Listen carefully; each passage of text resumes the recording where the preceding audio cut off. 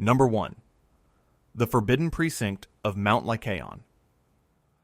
High in the mountains of Arcadia, in the Peloponnese of Greece, a peak rises to 1,421 meters. On its summit sat an altar of ash, and beside it a stretch of ground the ancient Greeks called the Abaton. The word means the place not to be trodden.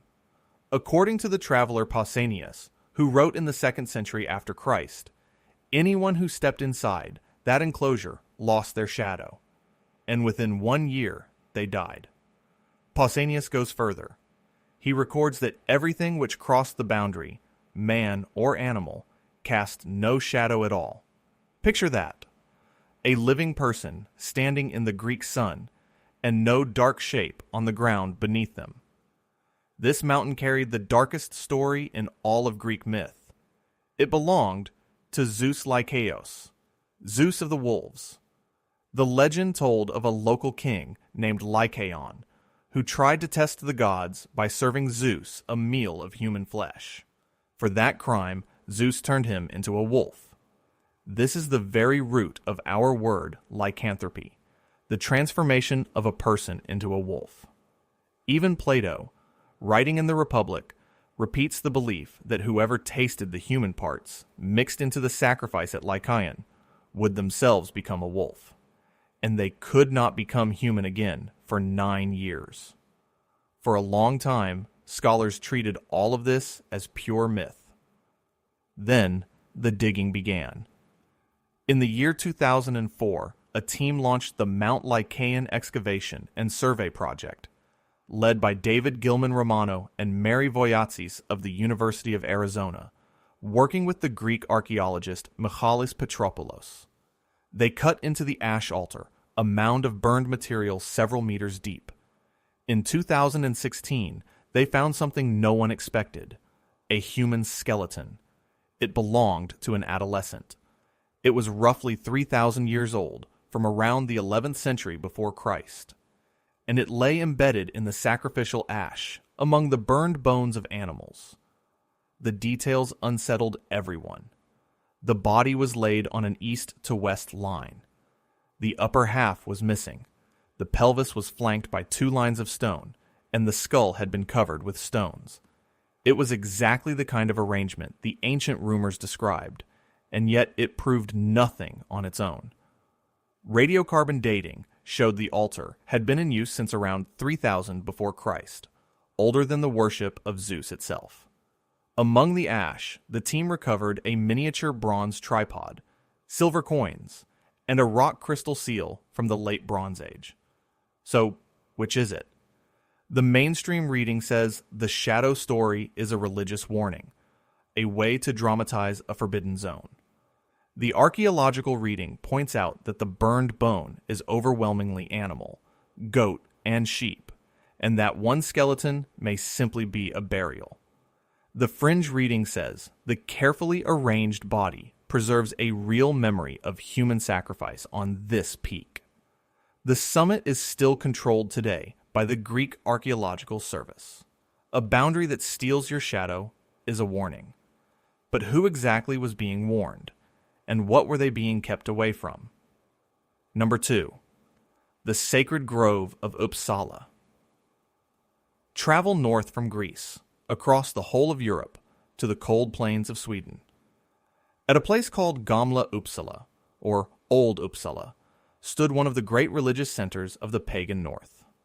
Our main witness is a churchman named Adam of Bremen, who wrote around the 1070s. He describes a temple entirely covered in gold. Inside stood 3 idols, Thor in the center with Odin and Freyr on either side, and beside the temple grew a grove so holy that every single tree in it was considered divine. Why divine? Because of what hung in them. Adam records a festival held once every 9 years. At it, 9 males of every living kind were sacrificed. Their bodies were then hung in the branches of the sacred trees. One of Adam's Christian informants said he had seen the bodies with his own eyes. 72 of them, men, horses, and dogs, hanging together and rotting in the grove. There was also a spring beside the temple. Sometimes a living person was pushed down into it. If the body did not surface, the people believed their wish would be granted. The festival lasted 9 days, with a sacrifice each day. It is a scene of almost unimaginable horror to modern eyes. But how much of it is true? Adam of Bremen never actually visited Uppsala. He wrote from the city of Bremen, using the reports of others, and he was a Christian describing a pagan rival he wanted to discredit. So the gore may be exaggerated. This is where archaeology steps in. At Gamla Uppsala stand 3 enormous royal burial mounds, dating to the 5th and 6th centuries after Christ, holding the cremated remains of the elite. In the 1920s, the archaeologist Sune Lindqvist excavated beneath the medieval church and found post holes that some believe belong to the temple, though this is still debated. Then, in 2013, work ahead of a new railway uncovered something astonishing. Rows of massive wooden posts aligned for nearly 1 kilometer across the landscape. This was a site organized for ritual on a huge scale. The mainstream reading accepts Gamla Uppsala as a genuine cult center, with Adam exaggerating the details. The archaeological reading says the mounds and the post rows confirm mass ritual gatherings, and the hanging fits perfectly with what we know of Odin, the god of the gallows, the hanged god who sacrificed himself upon a tree to gain wisdom. The fringe reading imagines the grove as a literal world tree center, an earthly image of Yggdrasil. When Sweden became Christian, around the 1080s and 90s, a church was built directly over the site to erase it. The later sagas of Snorri Sturluson, written in the 13th century, still remembered the temple and its power. If the trees themselves were gods, then to cut one down was murder. And that idea, strangely, repeats across the entire world. Number 3. The Kaya sacred forests of the Mijikenda. Now, move south to the coast of Kenya. Strung along roughly 200 kilometers of shoreline are patches of dense forest called kayas. The word kaya means homestead or village, and that is exactly what they once hid. From around the 16th century, the Mijikenda people built fortified settlements deep inside these forests, using the trees as a wall against raiders. The Mijikenda are 9 related groups. Their name itself means the 9 homesteads. Their oral tradition says they migrated south from a place called Shungwaya, fleeing attackers, and built the kayas as refuges. Each kaya is governed by a council of elders, and at the heart of each one lies the moro, a central clearing with graves and shrines. Entry there is forbidden to outsiders, and often even to members who have not been initiated. These forests are not just cultural treasures. They preserve fragments of coastal lowland forest so rare that some species survive almost nowhere else on Earth. In 2008, 11 of them were inscribed together as a single UNESCO World Heritage Site, the sacred Mijikenda Kaya forests. The forests are protected by taboos, known as miko. You may not cut the trees. You may not graze animals, or plant crops, or remove anything at all, not even a fallen branch. To break these rules is to invite misfortune, illness, or death. Buried within the kayas are sacred objects called fingo, protective talismans believed to hold the spiritual power of the community. The elders called vaya perform rituals inside the groves for rain, for healing, and for protection. By the middle of the 20th century, most people had moved out of the fortified centers into the modern world. But the forests stayed sacred and stayed forbidden. The threats came from outside: illegal logging, mining for limestone and for titanium, farmers pushing at the edges. Beginning in the 1990s, the National Museums of Kenya designated many kayas as national monuments to give them legal protection. A group called the Coastal Forest Conservation Unit, founded in 1992, worked directly with the elders, blending traditional taboo with modern law. The mainstream reading sees the taboos as a conservation system that has quietly preserved rare forest for centuries. The anthropological reading notes that the secrecy also guards real burial grounds and reinforces the authority of the elders. The fringe reading whispers that the buried Fingo are relics of a lost coastal civilization. What is certain is the biology. Ethnobotanists have documented hundreds of plant species used as medicine inside these groves.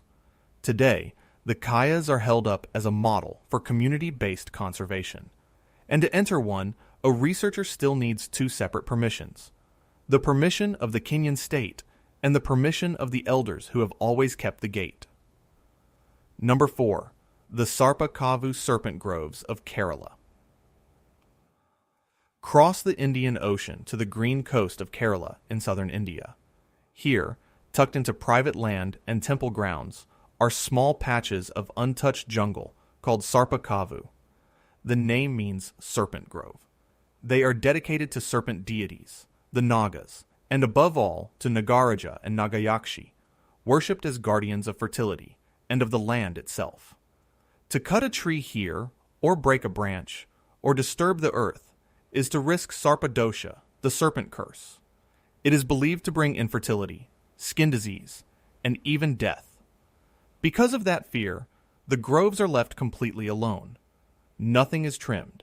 Nothing is cleared. The result is a living relic of Kerala's original forest, thick with climax vegetation that has vanished everywhere else. At the base of the trees sit stone and metal images of coiled serpents, often shown with many hooded cobra heads. The tradition is ancient, tied to the Nair and Nambudiri communities and to a form of nature worship that predates Hinduism itself. The most famous of these groves surrounds the Manarasala temple in the Alappuzha district. It is said to hold around 30,000 serpent images, spread across roughly 16 acres of forest. Manarasala is unusual for another reason. It is led by a priestess, known as the Valya Amma, a rare tradition of female religious authority. Scientists have taken these groves seriously. Researchers, including those at the Kerala Forest Research Institute, have shown that a Sarpa Kavu acts as a tiny reservoir of biodiversity and helps recharge groundwater. A single grove can preserve rare and endemic plants long gone from the farmland around it. Ritual still fills these places. The star day called Ayil Yam is considered especially sacred for serpent worship. Worshippers make an offering called Nurum Palum, a mix of turmeric, rice flour, and milk. But the 20th century was brutal to the groves. As land became valuable, thousands were cleared, and surveys suggest their numbers fell from tens of thousands to a small fraction of that. When a grove was destroyed, its serpent idols were often not simply thrown away. They were ritually carried to a temple, like Manarasala instead. The mainstream reading calls the Sarpa Kavu a system of ecological conservation dressed in religious taboo. The anthropological reading sees serpent worship as a code for fertility and ancestor cults, tied to matrilineal inheritance in Kerala. The fringe reading suggests the groves preserve the sacred sites of a real ancient people, the Nagas remembered later as literal serpents. The groves even shaped the traditional Kerala house, the Naluketu, which reserved a southwest corner for the family serpent grove. Conservationists now call the Sarpa Kavu the oldest form of in-place conservation in India, and the fear that guards them is the very same instinct behind every other forest on this list. Number 5. The Mawphlang Sacred Grove. Stay in India, but climb northeast into the hills of Meghalaya. About 25 kilometers from the city of Shillong, at an elevation of roughly 1,800 meters, lies a forest the Khasi people call Law Kintang, or Law Lingdo. In English, it is simply the Mawphlang Sacred Grove. It covers around 78 hectares of dense mountain forest, and it is protected by one of the strictest taboos on earth.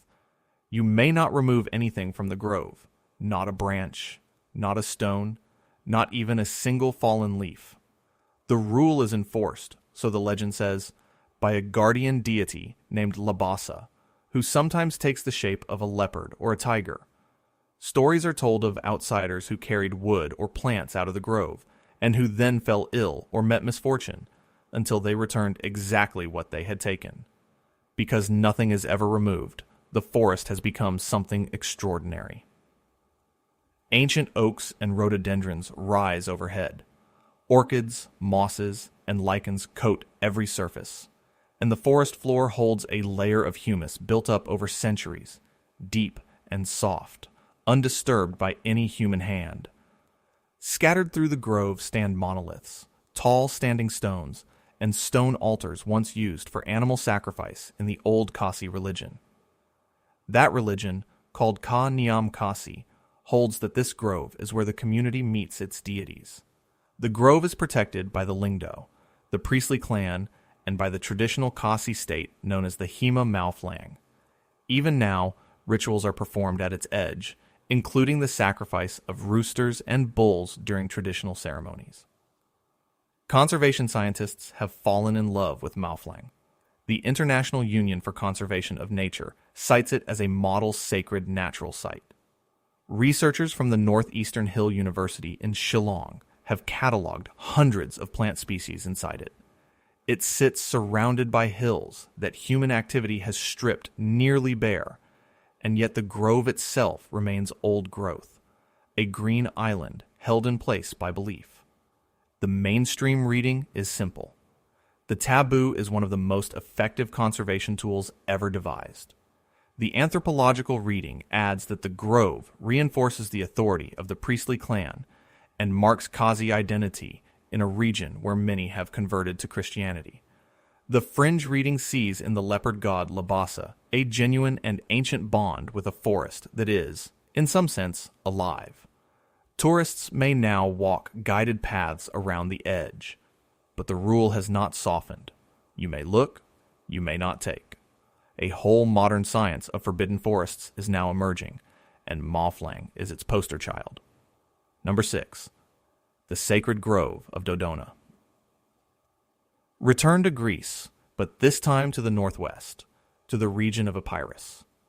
At the foot of Mount Tomaros, near the modern city of Ioannina, lay the oldest oracle in all of Greece. The historian Herodotus, writing in the 5th century before Christ, called Dodona the most ancient of them all, older in reputation even than Delphi. And its power came from a single tree, a sacred oak of Zeus. Priests and priestesses read the will of the god in the rustling of its leaves. Homer knew of it. In the Iliad, he names the priests of Dodona, the Seloi, strange holy men who slept on the bare ground and never washed their feet. Herodotus passed on the founding legend. He said a black dove flew from the Egyptian city of Thebes, settled in an oak at Dodona, and spoke with a human voice, commanding that an oracle be built. The priestesses who served there were themselves called Pleiades, which means doves. The god was consulted in several ways, through the rustle of the oak leaves, through the cooing of doves, through the flow of a sacred spring, and through the sound of bronze. That last method was famous. The sanctuary held a great bronze cauldron, and beside it a figure holding a whip of chains. When the wind blew, the chains struck the cauldron, and the sound rang on and on among rows of vessels. The bronze of Dodona became a Greek proverb for a noise that never stops.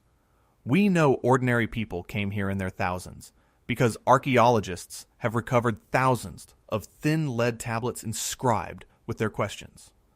They asked about marriage, about children, about journeys, business, and stolen property. The everyday fears of the ancient world, written down and handed to a tree. The site grew grand.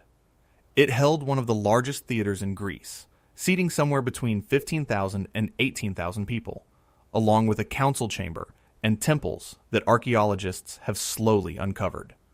Serious excavation began with Konstantinos Karapanos in 1875 and 1876, and continued in the 20th century under Demetrios Evangelidis and Sotirios Dakaris. Access to the innermost oracular precinct and to the tree itself was restricted to the priests and the visitors who came to consult. The oak stood fenced within a sacred enclosure, guarded and set apart from the crowds.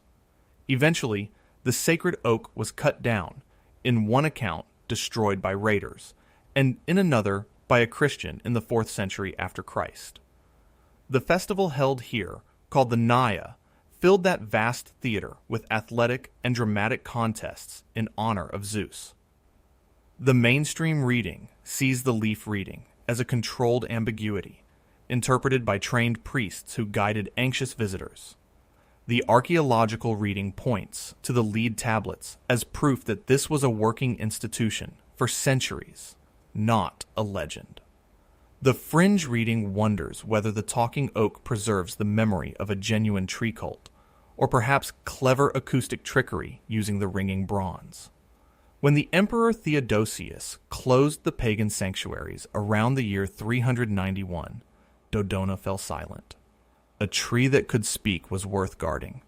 It was also, in the end, worth destroying. Number 7. The Osun-Osogbo Sacred Grove. Now to West Africa, to the banks of the Osun River on the edge of the city of Osogbo in southwestern Nigeria. Here spreads one of the last patches of primary rainforest in the whole of southern Nigeria, around 75 hectares of dense, humid woodland. It is sacred to Osun, the Yoruba goddess of fertility, of water, of love, and of healing. The city of Osogbo was founded roughly 400 years ago. Its oral tradition says the founders made a pact with the goddess. Osun promised protection and fertility in exchange for worship each year.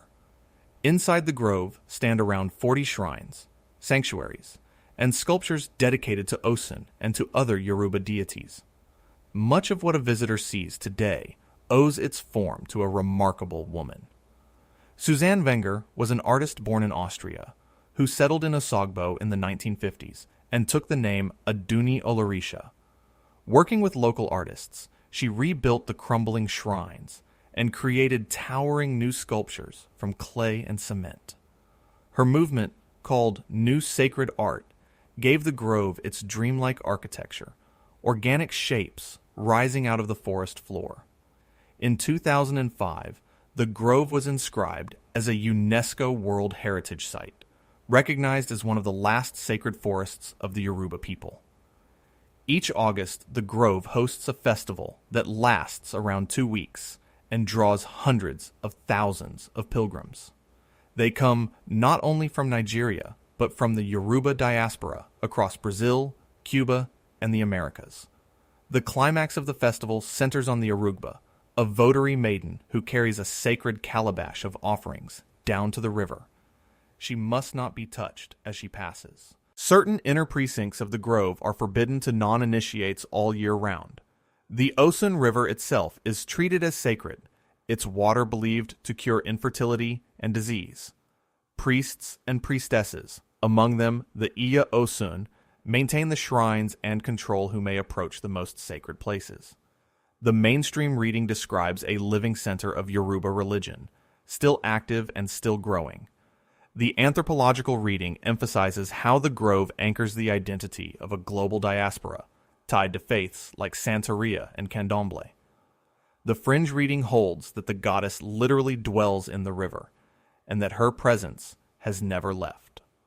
For decades, the grove suffered from encroachment, poaching, and fishing, before UNESCO status and local enforcement tightened its protection. Today, its sculptures and shrines are guarded by both Nigerian law and ancient taboo. From the mountains of Greece to the rivers of Nigeria, the pattern repeats with uncanny precision. A goddess, a body of water, and a boundary that ordinary people may not cross. Number 8. The ancient cedar forest of Yakushima.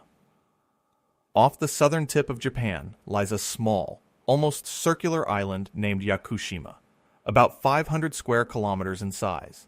Its interior is mountainous, rising to Myanmar-dak, the highest peak in the Kyushu region at 1,936 meters. And its forest holds some of the oldest living things in Japan. They are called yakusugi.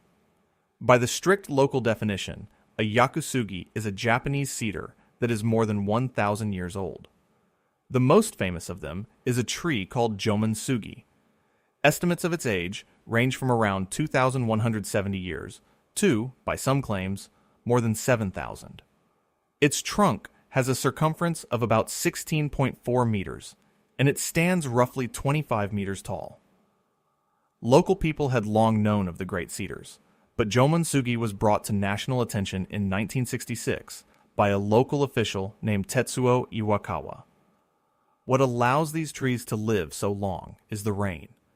The mountains of Yakushima receive extraordinary rainfall, up to 8,000 to 10,000 millimeters in a single year, feeding a lush, moss-covered temperate rainforest. In 1993, Yakushima became one of Japan's first UNESCO World Heritage Sites, honored for its old-growth cedar and its remarkable range of ecosystems. The forest is also famous beyond science. Its mossy, primeval mood inspired the setting of the animated film Princess Mononoke, directed by Hayao Miyazaki and released in 1997. But the island's history with its trees is not only reverent. In the Edo period, Yakusugi timber was cut and used to pay taxes in the form of roofing shingles. Many old stumps still stand in the forest as evidence. The oldest living cedars survive precisely because they were useless to loggers. Their trunks were gnarled, twisted, and heavy with resin, unsuitable for straight, clean timber, so the axes passed them by. Reaching Jomonsugi today demands a strenuous hike of roughly 10 to 11 hours round trip along old logging railway tracks and steep mountain trails. And once there, visitors are kept on boardwalks and viewing platforms. Touching or approaching the ancient trees is forbidden to protect their fragile roots. Nearby stands Wilson's Stump, the hollow remains of a giant cedar documented in 1914 by the botanist Ernest Henry Wilson. The mainstream reading is one of careful protection, strict access shielding a fragile old growth system from being loved to death. The ecological reading explains the longevity through rain, granite soils, and painfully slow growth. The fringe reading, rooted in Shinto belief, treats these cedars as living kami, spirits older than Japanese civilization itself. The forest climbs through a vertical stack of climate zones, from subtropical coast to cool temperate summit. Proposals now exist to cap the number of daily visitors. Some forests, it turns out, are forbidden not by a god's curse, but by the simple fact that they can never be replaced. Number 9. Broceliande, the forest of Paimpont. Now to Brittany, in the northwest of France, and to a forest that is half real and half legend. Its true name is the Forest of Paimpont, about 30 kilometers west of Rennes, covering some 9,000 hectares. It is the largest surviving forest in Brittany, a fragment of the vast ancient woodland that once blanketed the region. But to lovers of legend, it has another name. Broceliande, the enchanted forest of King Arthur. The name first appears in a poem by Wace, the Roman de Rue, written around 1160. Not long after, Chrétien de Troyes set one of his Arthurian romances, the Tale of Yvain, at a magical fountain in this very wood. That fountain is real, and you can visit it. It is called the Fountain of Barrington. Legend says that if you pour water from it onto the stone slab beside it, you will summon a violent storm. Deeper in the forest lies a ruined heap of stones known as the Tomb of Merlin, where the wizard is said to lie, imprisoned by enchantment. In truth, it is the collapsed remains of a Neolithic passage grave, a genuine prehistoric tomb thousands of years old, reinterpreted through medieval myth. Elsewhere lies the Val Sans Retour, the Valley of No Return, where the sorceress Morgan Le Fay is said to have trapped unfaithful knights, and a small lake called the Fairy Mirror. So the real forest holds real Neolithic megaliths, which later ages wrapped in the tales of Merlin and the Lady of the Lake. Nearby, the Château de Quimper is linked in legend to the Lady of the Lake, who raised the young Lancelot. and the forest was no idle wilderness. For centuries, iron was mined and forged here, and the forges burned on into the 19th century, shaping the land. In 1990, severe fires tore through parts of the Val Sans Retour, destroying woodland and prompting major reforestation. The mainstream reading is careful. Broceliande, it says, is a literary landscape mapped onto a real forest, with several sites named to match the legends only in relatively modern times. The folkloric reading answers that Breton oral tradition preserved genuine local tales of Merlin and of fairies, independent of the grand French romances. The fringe reading imagines a surviving Celtic sacred woodland, a thin place where druidic power still lingers. Even the basic identification is debated. Some medieval sources place the true Broceliande elsewhere in Brittany. Today, pilgrims and neo-pagans leave offerings at the Fountain of Barrington and the Tomb of Merlin, and this very devotion has forced the authorities to protect and sometimes restrict access, to prevent erosion and vandalism. Broceliande is now a major heritage destination and a symbol of Breton and Celtic identity. Here, the sense of the forbidden does not grow from a summit altar or a serpent curse. It grows from story, and from the fragility of the ancient relics hidden among the trees. Number 10. Bialowieza Forest. Our final forest sits on the border between Poland and Belarus, and it may be the purest example of a forbidden wood on Earth. Bialowieza covers roughly 1,500 square kilometers in total. It is the last great remnant of the primeval lowland forest that once stretched unbroken across the plains of Europe, and it has been kept off limits, in one form or another, for more than 500 years. Since at least the 15th century, Polish kings and Lithuanian grand dukes reserved it as a royal hunting ground. King Sigismund the Old and the monarchs who followed him enforced strict laws against poaching. For ordinary people, the forest was effectively closed. When Poland was partitioned and the land passed to the Russian czars, they too kept Bialowieza as an imperial hunting reserve through the 19th century. That long exclusion had an extraordinary side effect. It preserved the last refuge of the European bison, the wisent, the heaviest land animal on the continent. And yet even here, the animal was nearly lost. By 1919, the European bison had been hunted to extinction in the wild. The last wild individual in Bialowieza was killed by a poacher. The species was saved only by careful breeding. From about 54 surviving animals held in captivity across Europe, conservationists rebuilt the population. Today, more than 800 bison roam the Polish part of the forest alone. At the core of Bialowieza lies a zone of strict protection, established as a national park in 1932 and re-established in 1947, where a visitor may enter only in the company of a guide. The forest was inscribed as a UNESCO World Heritage Site, first the Polish part in 1979, then extended to the Belarusian side in 1992, and expanded again in 2014. Inside stand enormous ancient oaks, some more than 400 to 500 years old, and vast quantities of fallen deadwood that support rare beetles, fungi, and birds. The primeval core has never been commercially logged, which makes it a priceless window for science into how a natural forest truly behaves. That value came under threat in 2017 when the Polish government sharply increased logging, citing an outbreak of bark beetles. The European Court of Justice ruled the logging illegal in 2018. The mainstream reading credits royal and later state protection with preserving a genuinely primeval ecosystem simply by keeping people out. The ecological reading calls the forest a living laboratory, a baseline of undisturbed woodland found almost nowhere else. The fringe reading treats Bialowieza as the last echo of the ancient European wildwood of folklore, home to forest spirits and the untamed wild. Strict reserve zones remain closed to the public, open only with a guide, and stepping off the trail is forbidden. The same wall that once kept out poachers now keeps out almost everyone. 10 forests, on 4 continents, separated by thousands of kilometers and thousands of years. And yet the same logic runs through every one of them. A boundary and a penalty for crossing it. At Mount Lykaion, the penalty is your shadow and your life. At Mawphlang and in the serpent groves of Kerala, it is a curse of sickness. At Bialowieza, it was the king's law and the threat of punishment. The form changes, but the shape is always the same.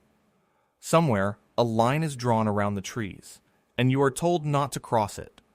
Who draws the line varies. Sometimes it is a god who punishes the trespasser directly. Sometimes it is a council of elders, or a priestly clan, or a priestess who alone may approach the sacred heart. At Dodona, it was the priests who read the oak. In the Kaya forests, it is the Vaya elders. At Osun-Osogbo, it is the initiates of the goddess. The taboo works like an unwritten law, older and often stronger than any statute, and it turns these groves into some of the oldest protected areas humanity has ever created. Notice how often the same elements appear. Trees imagined as the homes of gods or spirits. Death woven into the sacred wood through hanging at Uppsala, or drowning, or sacrifice. A spring or a river at the very center. Fear used, whether deliberately or not, as a technology of conservation. The line between sacred and dangerous almost disappears. Secrecy protects graves and hidden knowledge, and again, the most fragile and irreplaceable places attract the strongest and most frightening taboos. What is most remarkable is that these cultures reach the same solution without ever meeting. A Khasi clan in the hills of India, a Yoruba town in Nigeria, and a Polish king each arrived, in their own language, at the same idea. Mark the trees. Keep out. The grove becomes a frontier, a boundary between the ordered human world and the wild that lies beyond it. If the taboo is really a form of conservation, then we have to ask what happens when it finally breaks.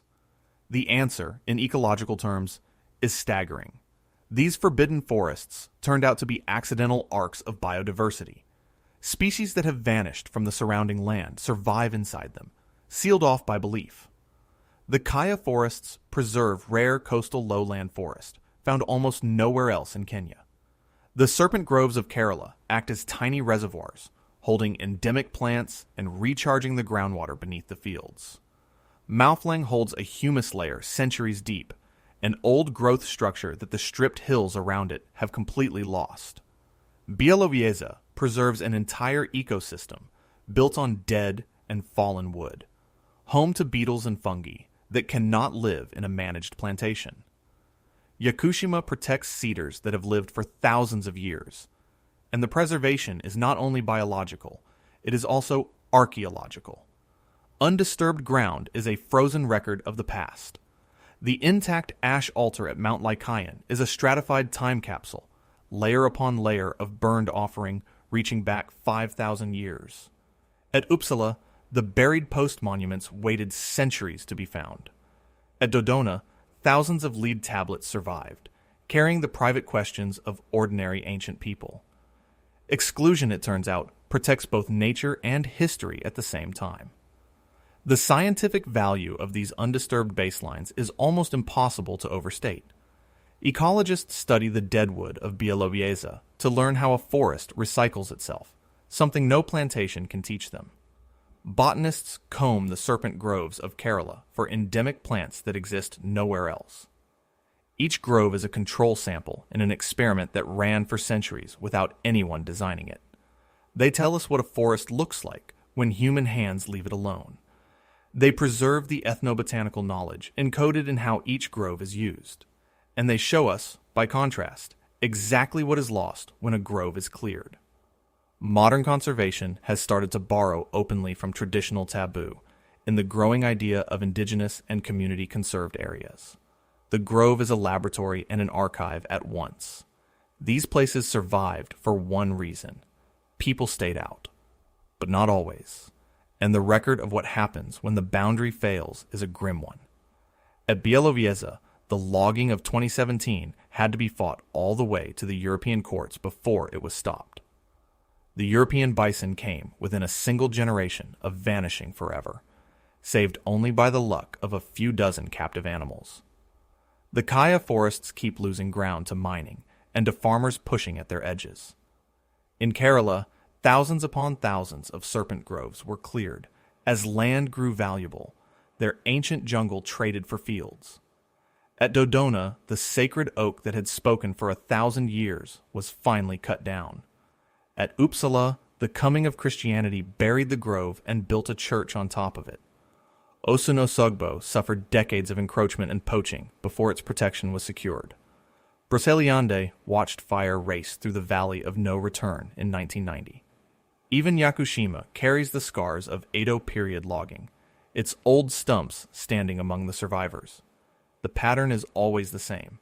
Value overrides taboo. When a forest becomes worth more cut than standing, the boundary starts to fail. And yet, the legends often outlast the forests that inspired them. Colonial power, state power, and simple economic pressure have broken these taboos again and again. Restoration and reforestation try to repair the damage, but they run into the limits of enforcement where the law is weak. There is a bitter irony here. Formal protection, whether a national park or UNESCO status, so often arrives only after the first deep wound. And some things, once lost, cannot be replanted. A plantation is not a forest. A young wood is not a primeval one. Protection, in the modern world, tends to come only after the harm is already done. So how are these places guarded now?